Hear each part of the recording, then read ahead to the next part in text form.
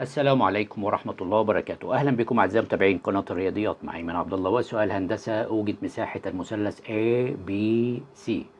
مثلث موجود معايا هنا طول ضلع AC 15 سنتيمتر، وعندك ال BC أيضا 15 سنتيمتر، لكن مقسوم لجزئين، جزء منه BD هنا 6 سنتي، وعندك ال DC 9 سنتي، وعندنا هنا ال AD هنا ده ارتفاع متواجد في المثلث، وعمودي هنا متواجد.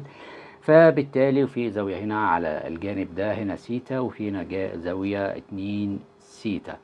طيب المطلوب إيجاد طبعا مساحة المثلث ABC. يمكنك تثبيت الفيديو ومحاولة إيجاد الحل بنفسك. على بركة الله نبدأ مع بعض عرض الفكرة وعرض الطريقة. لكن رجاء اللي بيشوفنا لأول مرة يشترك في القناة ويفعل زر الجرس ليصله كل جديد، والباحث على أسئلة الهندسة يجدها في قائمة تشغيل في قائمة بعنوان اختبارات الهندسة. نبدأ الفكرة والطريقة. نحن نعلم أن مساحة المثلث بتساوي نصف القاعدة في الارتفاع اللي هو H. طيب القاعدة معلومة اللي هي الستة والتسعة يعني 15، كل دي هنا القاعدة. طب الارتفاع اللي هو AD المطلوب إيجاده. طيب هنلاحظ ان هنا المثلث اللي موجود معايا ده مثلث ايه؟ مثلث قائم، وبالتالي ان انا ممكن من فيثاغورس ابتدي ان انا اوجد هذا ال AD بيساوي كام.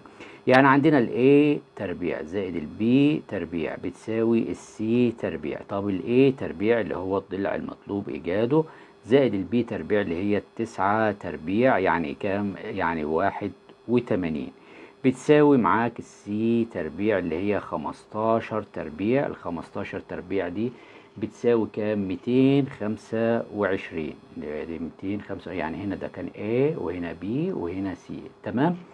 طيب هنا يبقى ال A تربيع بتساوي 225 ناقص ال 81، يبقى ال A تربيع بتساوي هنا 144. طبعا بجيب الجذر التربيعي للطرفين، وهنا عشان نوجد قيمة ال A اللي هو الضلع A ده اللي هو عبارة عن ايه؟ عبارة عن AD بتساوي هنا الجذر التربيعي ل 144 طبعا هيكون معاك 12.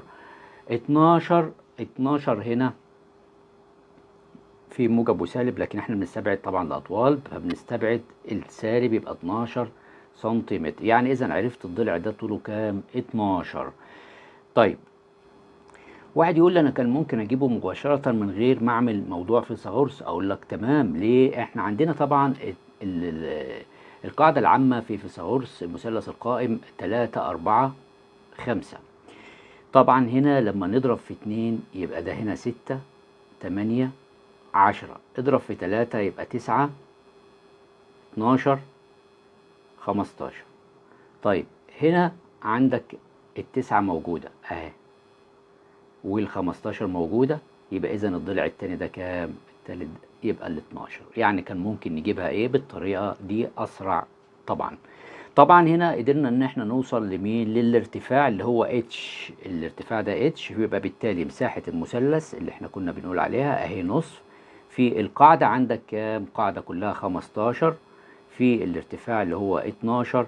هنختصر طبعا بالاختصار ده على الاتنين فيها الواحد ودي فيها الستة، يطلع الناتج معاك 15 في 6 يطلع 90 سنتيمتر مربع.